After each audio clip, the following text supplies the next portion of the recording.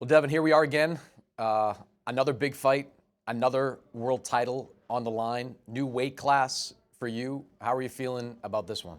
I mean, I feel good. I'm happy that I get another shot at a title, get another title, under my resume. I'm fighting arguably the best. No, not even arguably. He is the best guy at 147. So when I beat him, I become the best guy again at another weight class. So we did that with Regis. He was the best guy at 140. Went to 147, got the best guy again, and I'm ready to take over another weight class, a new weight class. What have the last couple of months been like for you? Because originally it was going to be a rematch against Ryan Garcia. Then, like, the Teofimo fight was basically done, from what Yeah, I was told. yeah. And now you're moving on to Brian Norman. What have the last couple of months been like? Um, it hasn't been that bad because Turkey Al Sheikh, made sure that, he assured me that, hey, if they don't want to fight, we go to the next. If they don't want to fight, we go to the next. Like, so I was always like, all right, well, then the next best guy, as far as, obviously Ryan was the biggest fight, Mm-hmm. and then it was Teofimo, and then now um, the next best guy is Brian Norman. Disappointed at all that it's not Ryan Garcia? Um, no, I mean it's part of it. I think that down the line we will get that fight. That fight will still happen. It's still a big fight. It's still unfinished business there on both sides. So I think that fight will happen still. You and Brian Norman around the same age, both U.S. fighters. Did you No, know I'm older than him. around? If it's within 3 years, I'm going to say No, it's around. I gotta say it because it's the first time I can say There you go. Yeah. Usually it's an older guy in Yeah, no, front of you, right? I never fought anybody that I was older than. Mhm. So Did you know him at all coming up the ranks? Did you hear of him nah, at that's all? the thing. That's the thing. I didn't know him until like maybe like Mhm. 2 years ago. So Your last fight against Jose Ramirez, what kind of grade would you give yourself for that fight? I went in there and I executed my game plan. Was it the most exciting fight? No. But did I go? It's not my fault. He can't cut the ring off. Do I stand still and say, okay, well I'm here, so hit me now? Is that what I'm supposed to do? No. So that's his fault. He couldn't cut the ring off. He's supposed to be at the top level. He can't cut the ring off. That's not my fault. It's it's it's not my job to make it easier on my opponent. Was there anything different about you going into that fight? Because I think a lot of people wondered, what would the Ryan Garcia experience do to Devin Haney? Now that you've had that first fight, how would you answer that? Yeah. If well, my job was to go in there and make people still question. People are still questioning, right? Mhm. That means that I didn't get hit. So they're still wondering. They're still wondering. Hey, what can he take a punch? Can he? So I executed my job perfectly, and I got them still wondering if I can take a punch, if the Ryan Garcia fight took a toll on me or whatever. And yeah, I think you did. It felt to me like you did move more than I've seen you before, because I've never thought of you as a runner. yeah, You're very difficult to hit, though. Like in the Prograis fight's a great yeah, example. Like, you stayed in the pocket yeah, for most of that fight. He couldn't hit you, and when you had opportunities, you put him down. Like, you yeah. knocked him down that fight. I didn't see as much of that, I think, in Yeah, this yeah, last for fight. sure. Yeah. Every fight is different. You don't fight everybody the same. So that fight, I fought that way. Who knows what fight I will fight Brian Norman? We don't know. I don't even know yet. So the world will have to see what game plan we put together to beat Brian Norman. It's just every fight is different. When you got into the ring against Ramirez, did it feel any different in the aftermath of the Ryan fight? Nah, it didn't feel any different. Actually, I felt a little bit more like I don't know. I don't know. It felt like it didn't feel any different. Like it didn't feel like it just felt. I mean, I did it 32 times. Mhm. So it didn't feel any different. So when you look back now, having more than a year since the Garcia fight, whether it's positively or negatively, do you think that changed you at all? Yeah, no, for sure. I think it made me a better fighter. Um,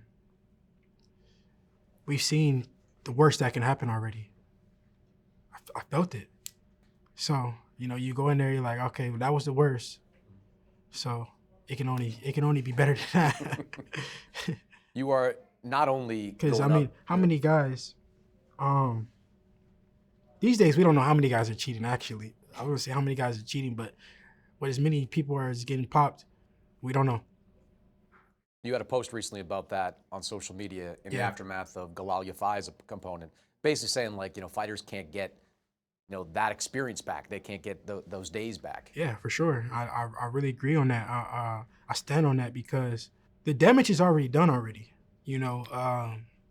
So it's like what the testing, getting the test results back the day before the fight, that it's shown that it's not working. A guy already takes the punishment, a guy already lose, or his stock goes down, he loses money, he loses opportunity. It's just not fair. But I think that more guys are getting popped. I mean, guys don't really care that much about getting popped because it's not a real like consequence. What's the consequence? Oh, you take a year off, but you already made your money, you already got your money, you take a little fine, and then you be back in a year. It's like it's no real like consequence. You said the damage has already been done. Do you feel like there was damage done to you that night? Nah, every fight is damaged. Maybe not the Ramirez fight, but but every fight, you take damage.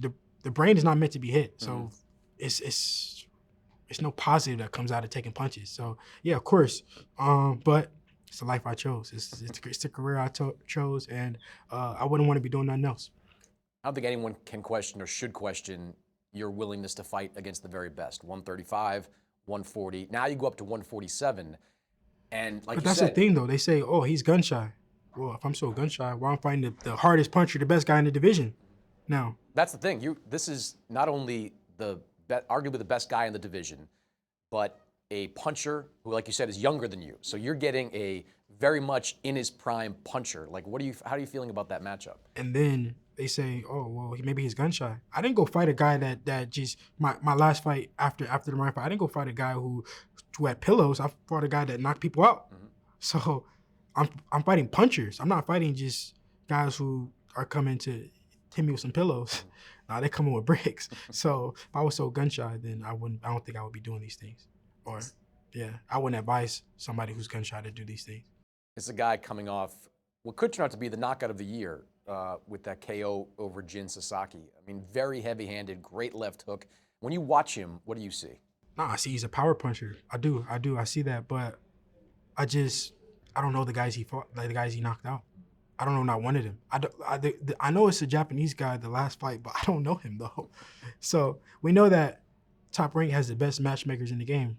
You agree, right? Or arguably, right? They do. They do have the best matchmakers in the game. So I think they put him against the best opponents for him to do those things. So, I haven't been matched perfectly up to this point. I fought the best available guy that was willing to fight me for a while now. I've been at the top level for years now.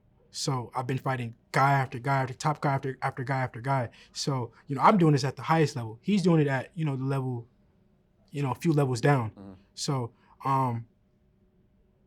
yeah, I haven't been matched to look my best. I've been matched against guys who could knock me out, could possibly, beat me.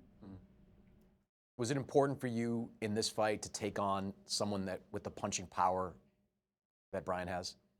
No, it didn't matter. It didn't matter.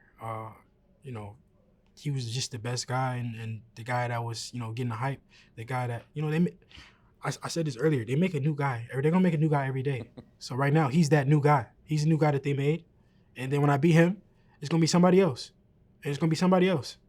And one day it'll be Carmel Moton and Abdullah Mason. And, that's just what they do. So it's all part of it. The last fight was just under the welterweight limit for the official weight. This is a full-fledged welterweight fight. How have you felt, or did you feel, with those extra pounds going into that last fight? Yeah, no, I felt really good. The weight cut was easiest it's ever been.